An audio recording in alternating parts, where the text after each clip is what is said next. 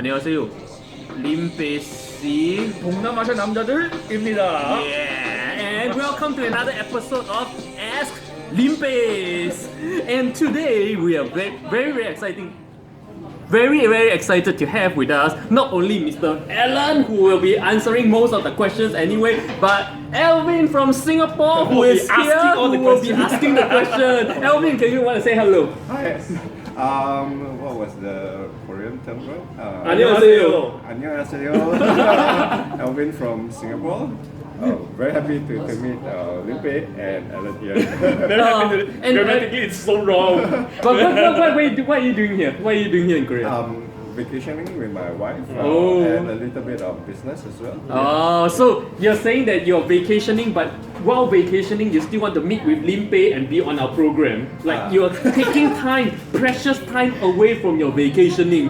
Your precious life and time you want to spend it with us. Is that what you're saying? Yeah. Because we enjoy it. Yeah. When I one day become a YouTuber, right, I have to really learn from you. This is the way how you carry yourself.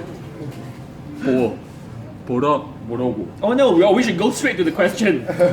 Okay, let's get to the question. Alvin, you have a question for us today, right? Yes. Basically, I would like to know. You shared a lot of useful tips about living and working in Korea. So one of the questions I had is usually, from what you know, how do foreign migrant workers here actually send money home? Where do they go and do it? Online or to a shop, etc. And very interestingly, like, why are you actually concerned about this question? Can you give us a background? Okay. So basically, I'm in the money remittance business, and we are my company is actually working to maybe set up a base here, a company here. So we're just checking out what's the market like here. Oh yes, and okay, before we answer that question, okay, guys and girls, boys and girls, okay, everybody, ladies and gentlemen, I just have a very happy announcement to make. That from today onwards, actually, in fact, from just 3 days onwards, or like last Sunday. Last Sunday onwards, okay.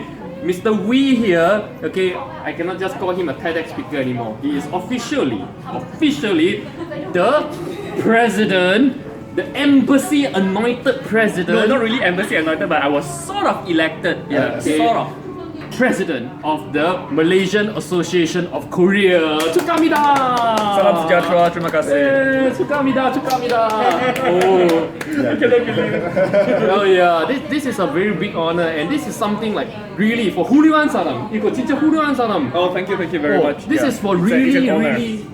people who are 대표적인 사람. How do you say that?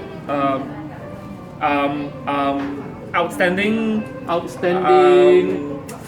smart, leader of the community, multi-talented, genius, handsome, multilinguist. okay, and we should go back to the question. Okay, now let's do the question. Okay, now the problem is I've never made money in Korea. Okay, I'm gonna tell you guys the truth. I've never made 1 cent in Korea. So Because I you're don't rich. know. I'm not rich, but I just don't need that money.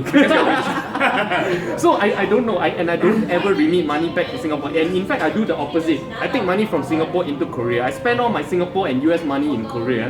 Yeah, so I do the opposite. So you may be in a better position to answer this. But you bring money into Korea into your bank account?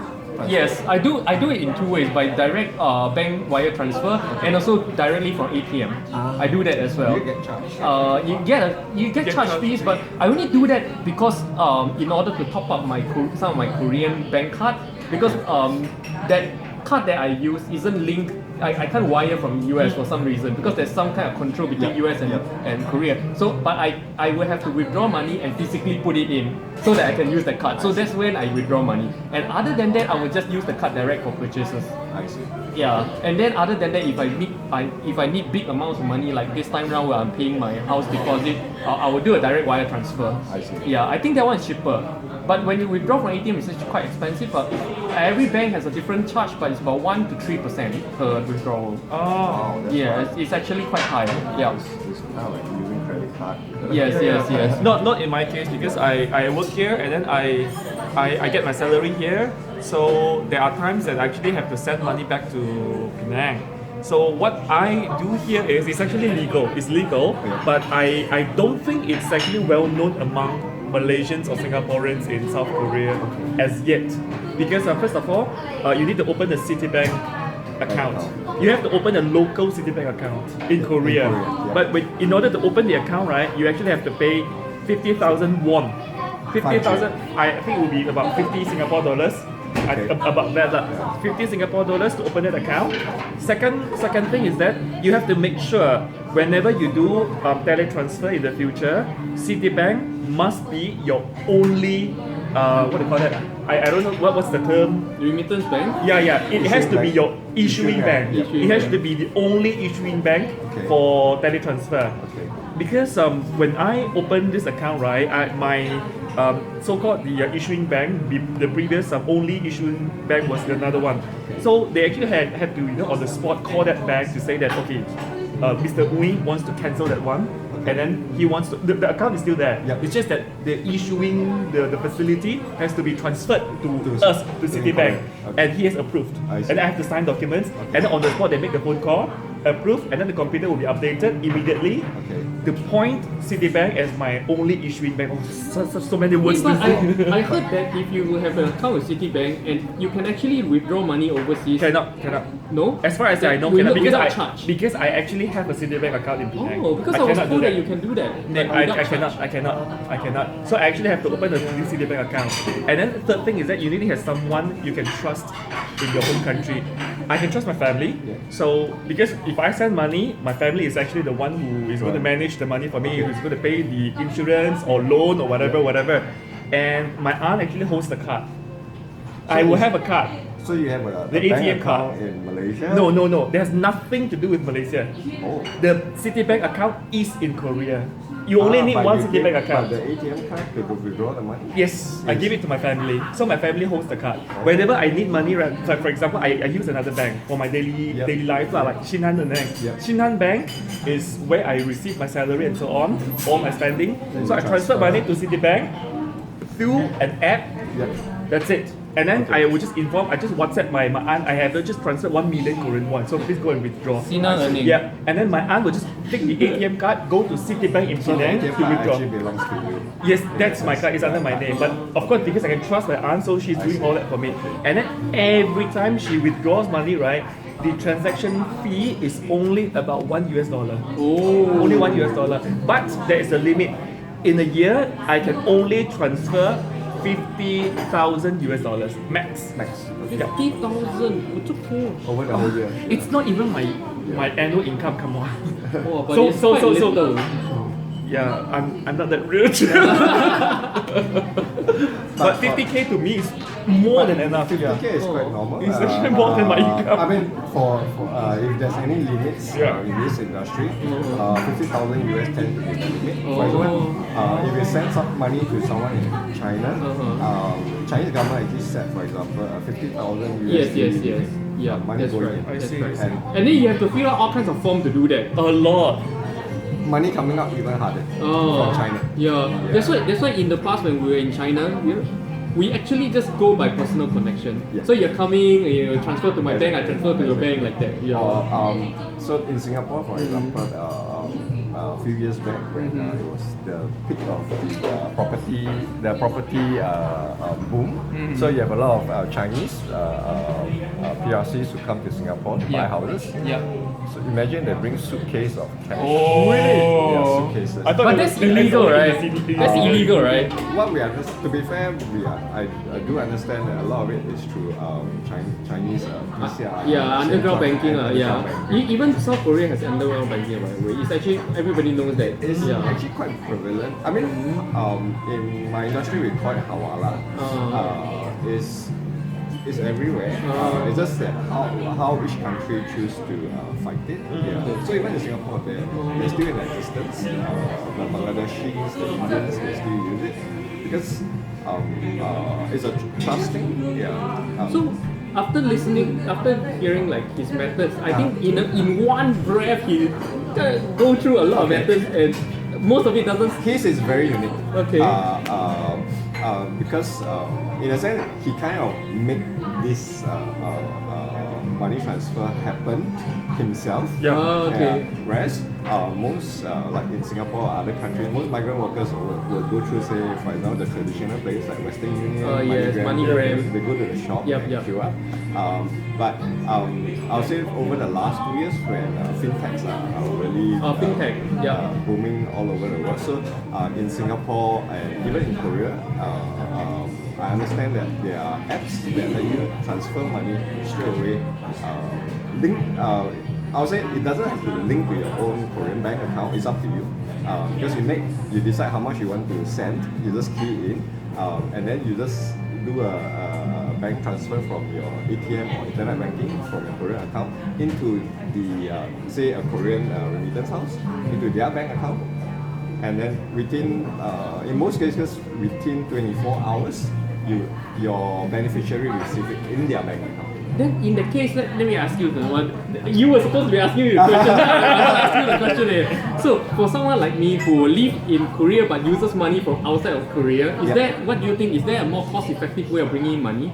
Okay, that depends where your money is located. Okay. So in the US, etc., you need to have some places actually lock you up. Yes. For example, I'm from World Remit. Okay. So when you start the account say in Singapore, but you came to Korea and you try to execute the transaction, we will know. Oh. We will know where you are. Okay. Actually, because you know your IP address. Yeah, so our compliance will actually check and maybe contact you and ask, is it true you're sending this money, etc. Yes. Yeah, because but ultimately there's a lot of safeguards. Your own, when you execute a transaction, it doesn't happen unless you have your bank money transferred. You get me? The transaction doesn't get executed. Is there a very streamlined way, like if I transfer from Singapore to Korea, would you know, like a cheaper way? Cheaper way. I mean, right now, Singapore, if you download, say, World Remit app, I'll say your first transaction is free anyway. Okay. So actually, Okay, I'm downloading World Remit app like after this right away. Wow. And transfer 1 million. Oh no, there's a limit, right? There's a limit because remittance, legit remittance entities all over the world, right? We are regulated exactly like a bank. So it's 50K? No, depends on each country. Each country will set their own I see, rules. I see. Yeah, receiving country will always set their own rules. Okay. Yeah, then the send country itself may set the rules. Okay. So depends. So for Singapore, MAS Okay. will decide what's the threshold. I see. Yeah. So we need to see the Korean government's limit. Correct. If you are bringing money in here. Okay. Yeah. So and that's the only limit, right? So if I Sometimes the provider, in this case the remittance money transfer provider, Yes. they will limit per transaction as well. Maybe say okay, World Remit for example right now is at about US 10K per transaction. So thank you very much. So if you want to send more, I think next month onwards, one shot you can send up to US 40,000. okay, Yeah. awesome. 1 month. Wow, that's Because a lot of they are progressively increasing the threshold. In fact, they wanted to increase it to 80,000, but I told them, I mean, I told compliance is that it's pointless because Singapore bank limit cuts. right. It's can't actually even- lower. Yeah, Okay, that's the bottleneck there. Correct, bottleneck. The mainstream users probably can transfer maybe I think 25,000 Okay, dollars okay. per day, 24 hours. Per day is Per day, it's a lot, it's a lot. Yeah. Unless you are the top 5%, privilege banking or private banking, then you can transfer up to 200. What about the top 2% of influencers in the world? Top 2%? You are. I'm not. You are. Social media influencer top 2%. Influencer. Influencer. I thought you said top 2% influence. Top 2% influencer. Influencer. I don't know if I was the top 2% influencer. Influencer. I'm not Yeah. gonna make it lah. Okay. So there, I mean, try the app. In fact, there are also a lot of other online players that expect transaction fees are down to the minimum. Okay, Because awesome. they fight the traditional players. So guys, this is what I'm gonna do. The next video, I'm gonna download the Money Remit World Remit app, and then I'm gonna review it. Okay, if it's really good, I will recommend it. Okay, I didn't know he was from World Remit. Okay, and this wasn't meant to be some kind of what's that infomercial? Okay, it's a real conversation, and I'm just starting to know about all these things, and I'm learning as well. Yeah. And to be fair, I'm really here to see Limpeh. You didn't mention the location today. Huh? Our location. Our location Yeah, always what- very yeah, clear. yeah, Our very location clear, yeah. where You have to else? drink, you have to drink. Yes. Here at Singaporean's Yes. favorite cafe, Malayan cafe in Hongdae. Patronized by Penang, Malaysian. yeah. We have Singaporeans, Malaysians, and All the let's take a same. look at the weather today, man. Today is a beautiful, beautiful winter afternoon here in Hongdae. Negative Yeah. Negative 8 degrees. Negative 8 degrees. Kau tahu ni This is nothing. Yesterday was negative 17. Yeah, man, this is nothing. This is so nice and warm. Like a Limpeh only wash. I don't wear like that. We are cold-blooded already. Cold-blooded. We're a cold-blooded snake. Oh, look into your eyes. Oh. Okay, let's wrap this up. Okay. Do we answer a question, or is there anything more you? It's cool. I think Alan gave me a very different perspective. Oh, What's okay. possible here? Yeah. Yep. It's good. That will cost you 500 Singapore dollars. You are aware, right? Buy you lunch one of these days. Oh. So, any final words for our viewers? Please support Limpeh's channel. Very insightful. Thank you. And once again, Alan, 축하드립니다. Congratulations for your 高升,步步高升. So, let's wrap this up. Hana, 2, set. Tiap minggu. Masih! Hey, wait, your face. Okay.